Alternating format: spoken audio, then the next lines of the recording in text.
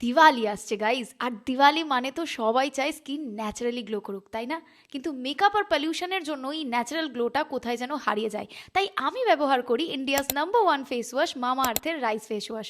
এই ফেস ওয়াশটাতে আছে rice water আর niacinamide, যেটা স্কিনকে করে ডিপলি হাইড্রেট, ডালনেস রিডিউস করে, আর তার সাথে স্কিনকে ভীষণভাবে সফট করে, আর তার সাথে দেয় dewy glass skin glow. Rice ওয়াটারের মধ্যে আছে প্রচুর অ্যান্টিঅক্সিডেন্ট, যা আমাদের স্কিনকে হাইড্রেট করে আর ডালনেস কমায়।